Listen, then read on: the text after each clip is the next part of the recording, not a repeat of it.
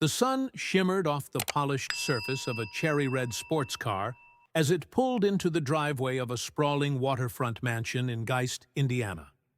Inside the car sat Marcus Schrenker, a man who, by all appearances, had mastered the American dream. Tall, athletic, impeccably dressed, he exuded the confidence of someone who had built his world from ambition and grit. At just 38, he had the kind of life most could only imagine. A thriving investment empire, a loving family, and a community that admired him. Neighbors saw him as a success story. His children went to private schools. His weekends were filled with boating, fine dining, and exclusive parties. Marcus wasn't just wealthy. He was respected. He flew his own private plane, walked into rooms with ease, and never missed a chance to shake hands with local business elites. He had charm, a magnetic smile, and the kind of polished charisma that could sell dreams. Behind closed doors, however, the picture wasn't quite so pristine. In the dimly lit corner of his home office, stacks of papers were growing taller. Legal documents, financial reports, letters from regulators. The phone rang too often now, and each time Marcus's eyes would flicker. Not with fear, but calculation. A man who once thrived on pressure now found himself cracking under it. He spoke less at home, smiled less in meetings, and began canceling flights that had once excited him. There were whispers in the financial world. Some of his clients had noticed strange inconsistencies. Others were growing impatient. Still, Marcus never flinched in public. His tailored suits remained sharp. His voice steady. But late at night, as he scrolled through the latest emails from compliance officers and fielded subtle threats of investigation, something began to shift inside him. He started taking long, silent walks by the lake behind his house. His wife noticed the distance, the distraction. He brushed it off. "Just tired," he'd say. "Too many numbers on my mind." But it wasn't fatigue. Marcus knew the clock was ticking. He had always considered himself a strategist, a man who could stay 3 steps ahead. And now, with everything he'd built slowly crumbling beneath him, that mindset took on a darker form. He wasn't going to let anyone else write the ending to his story. Not the government. Not his clients. Not the media. No, Marcus Schrenker had a different idea. And in his mind, it was brilliant. The office lights burned late into the night, casting long shadows on the walls of Heritage Wealth Management. Marcus Schrenker sat at his desk, fingers tapping the polished wood, eyes darting across the screen filled with blinking alerts. The numbers didn't lie. Neither did the emails. Neither did the mounting pressure creeping into every corner of his once airtight empire. What had once been a golden fortress, an empire built on investments, insurance, and smooth-talking confidence, was now surrounded by cracks that grew deeper by the hour. Regulators had started to circle. The Financial Industry Regulatory Authority had questions. So did the Securities and Exchange Commission. Subpoenas began to pile up, and clients now demanding answers he couldn't afford to give. A lawsuit arrived like a punch to the gut. Then another. And another. Marcus's world, once full of first-class flights and luxury getaways, was shrinking. Behind the scenes, auditors poked holes in his firm's books. There were whispers of mismanaged funds, of clients being steered into high-risk ventures without disclosure. Marcus had always prided himself on keeping his cool, but even he couldn't ignore the headlines now inching closer to his name. Fraud allegations. Investigations launched. Indiana advisor under scrutiny. At home, the air had shifted too. His wife noticed how often he stared blankly out the window. The kids kept their distance when he was pacing through the halls, taking call after call in hushed, clipped tones. The family dinners grew silent. Even the mansion, once alive with laughter and music, now echoed with tension. But Marcus wasn't just scared. He was cornered. His money couldn't outrun the truth. His charm couldn't silence the investigators. The lifestyle he'd curated so carefully, every luxury, every illusion of power, was on the verge of collapse. And worst of all, he knew there was no simple way out. Unless he made one. He began to work late, not on saving his businesses, but on something else, something darker. He started studying maps, weather patterns, routes, timing. He'd always been a planner. Now he was planning something that went far beyond any boardroom negotiation. One night, alone in his study, he stared at a photograph on the wall. Him, standing beside his prized plane, arms crossed, grin wide. To anyone else, it was a symbol of success. To Marcus, it was something else now. A tool, an exit, a door that no one would expect him to walk through. And once he walked through it, there'd be no coming back. The sky over Alabama was calm that Sunday evening, January 11th, 2009. A Piper Meridian single-engine plane sliced through the air at cruising altitude, its flight path steady. At the controls sat Marcus Schrenker, flying solo, just as he had done so many times before. But this flight was different, very different. He wore a composed expression, but inside, his heart raced. Every detail of this trip had been planned down to the minute. The flight, the location, the supplies, even what he would say over the radio. As the sun began its slow descent and the last rays of light flickered over the clouds, Marcus reached for the microphone. His voice crackled through the radio waves to air traffic control. "Mayday! Mayday! My windshield just imploded. I'm bleeding, losing consciousness."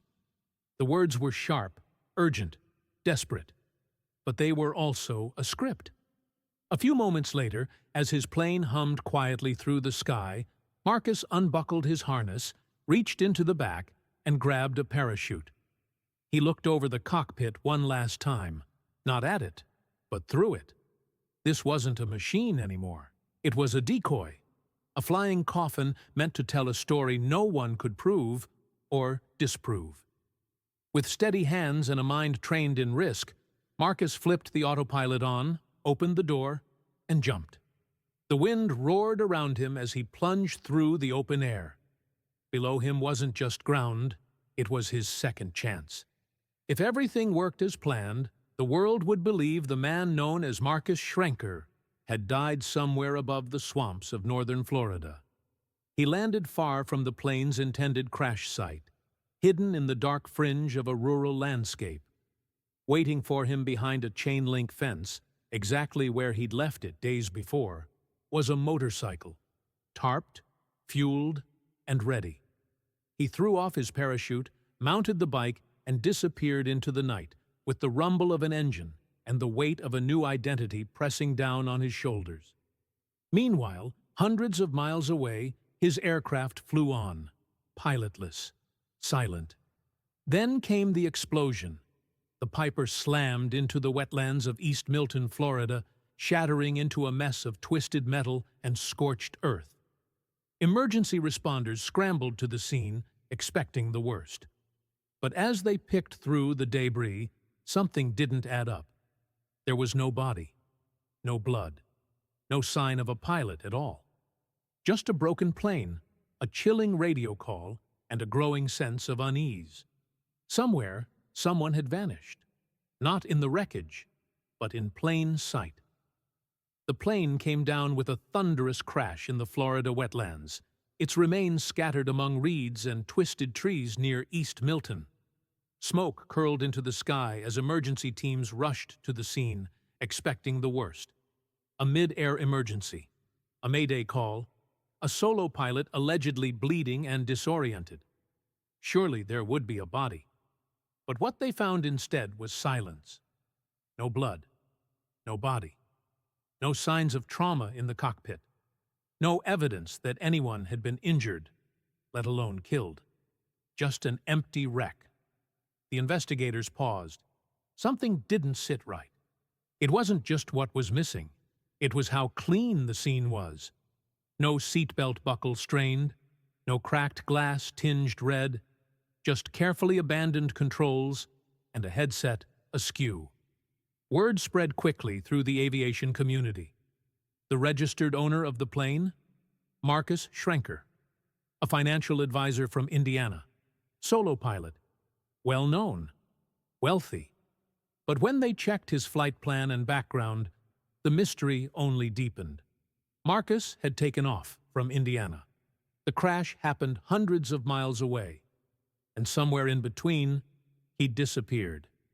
As federal investigators picked through the wreckage, someone else was already on the move. Miles from the crash site, under cover of night, a lone figure zipped through back roads on a black motorcycle. Dressed in dark clothes, helmet hiding his face, he didn't stop to admire the swamp, didn't speak to anyone, didn't leave a trace. The bike had been hidden in advance, stashed behind a storage facility days before the flight. Fuel full. License plates removed. It was no coincidence. This was part of a larger plan, one that required a ghost. Marcus drove for hours, south, then east, avoiding highways, staying out of sight. He paid cash at a rundown motel, checking in under a fake name. He changed clothes, ditched his helmet, then moved on again. Each step, practiced, calculated, cold. But the thing about vanishing in America? Someone is always watching. By the next morning, local news outlets picked up the plane crash story, then national ones. The headlines weren't about a tragedy. They were about a mystery. Pilot vanishes, mid-flight after distress call. Nobody found. Financial advisor involved in plane crash under investigation. Was this an accident or an escape? Whispers turned to questions. Questions turned to search parties. People wanted answers. And suddenly, Marcus Schrenker's name wasn't buried in legal filings anymore. It was everywhere. Back in Indiana, reporters crowded outside his mansion. Law enforcement combed through his business records. Former clients began speaking up. Friends, neighbors, none of them could reach him. His wife? Silent. His office? Closed.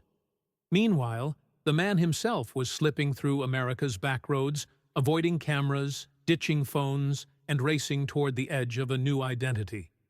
But even ghosts leave trails. And Marcus was about to find out just how quickly a lie can unravel. The moment authorities confirmed there was no body in the wreckage, the tone of the story changed. What began as a tragic aviation incident quickly morphed into a national mystery. Marcus Schrenker hadn't died. He had vanished. The media pounced. Millionaire businessman fakes plane crash? Search for missing pilot with shady past heats up. Hoax in the sky? America was hooked. The story had everything: money, lies, mystery, and escape. News anchors dissected every detail. Aviation experts debated the mechanics. Former clients came forward with their suspicions. And somewhere out there, Marcus was still moving. Law enforcement mobilized fast. U.S. Marshals joined the case. They combed through traffic camera footage, motel records, and credit card activity. But Marcus had learned, from his years in finance, how to disappear without leaving much of a paper trail. Still, he wasn't perfect. A motel clerk in Alabama remembered a man checking in under a strange name. No luggage, paid cash, asked about local bus routes. Another witness claimed to have seen someone matching his description, ditching a motorcycle in a storage unit parking lot. Each clue led to the same realization. Marcus hadn't run in panic. He had prepared for this. But the walls were closing in, fast. Using surveillance and financial records, authorities traced his route through the South, motel to motel, using fake names, relying on prepaid phones. But time wasn't on Marcus's side. He'd packed lightly. Supplies were dwindling. And now, with his name splashed across every news screen in the country, anonymity was no longer an option. He was slipping, faster than he could run. The FBI issued statements urging the public to report sightings. Reporters camped outside his Indiana mansion. Former clients voiced rage and disbelief, and the question echoed across every channel. How far would a man go to escape his own life? Schrenker's story had captured the public imagination, not just because of the escape, but because of the audacity. A plane crash, a parachute, a motorcycle, a new identity. It sounded like something out of a spy novel. But this was real, and somewhere in the wilderness of Florida, a man who once stood at the top of the financial world now crouched in shadows, hoping the world would stop looking. But they weren't going to stop. Not now. It was quiet in the Florida woods. Too quiet for a man who used to live beneath skylights and chandeliers. Hidden deep in a remote campground near Tallahassee, a single green tent sat beneath a canopy of moss-covered trees. No fire, no movement, no sound except for the soft rustle of leaves and the occasional snap of a twig. Inside that tent, huddled on a thin mat, was Marcus Schrenker. His plan had been daring, his escape cinematic. But now all he had was a canteen, a handful of protein bars, and a wrist wrapped in a makeshift bandage. 3 days had passed since the crash. 3 days since the world started hunting him. He had stayed off the grid, no calls, no cards, no contact. But the isolation was starting to wear on him. His body ached. The adrenaline had long since burned away, leaving only fatigue, paranoia, and a creeping sense of inevitability. He knew it wouldn't last forever. That morning, he'd opened a flap in the tent to see a helicopter pass low in the distance. Not military, not news. A search bird, circling wide, getting closer. He ducked back inside, his breathing ragged. He was running out of time, and he knew it. In one final act of desperation, he wrote a note, a kind of confession, a kind of goodbye. Then, with a trembling hand, he took a razor blade to his wrist. But fate, once again, had other plans. The wrist wasn't deep enough. The cut, not fatal. And not long after, the woods cracked with footsteps. U.S. Marshals had found him. They moved in silently, quickly, surrounding the tent with drawn weapons and practiced efficiency. One called out his name, another unzipped the flap. Inside, they didn't find a millionaire. They didn't find a fugitive in mid-flight. They found a tired, pale man sitting cross-legged in his own mess of lies. He didn't fight. He didn't speak. He just looked up, face hollow, lips trembling, as reality finally caught up to the man who tried to outfly it. The game was over. The fantasy was dead. And the man who once soared above it all was now just another prisoner waiting to face the truth. The courtroom was silent when Marcus Schrenker walked in, shackled, pale, and smaller than the headlines had once made him seem. Gone were the tailored suits, the polished smile, the aura of wealth and control. He kept his eyes low as the charges were read aloud. Fraud, deception, false distress calls, and more. Each word hit like a hammer, echoing across the chambers. Behind him sat victims, former clients who'd trusted him, faces he once greeted with handshakes and promises.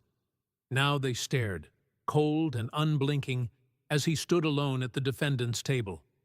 The prosecution didn't need theatrics. They had evidence.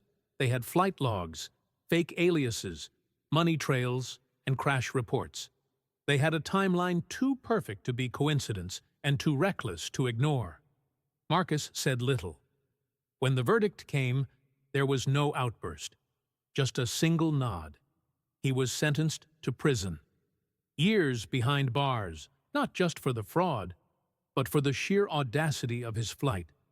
The staged crash, the public panic, the manhunt, the deception. It had gone beyond desperation. It had become a spectacle. He was transferred to a federal correctional facility. A number replaced his name. Steel doors replaced his mansion gates. His story stopped being about finance or aviation or luxury. it became a cautionary tale. And just like that, Marcus Schrenker disappeared again. But this time, for real.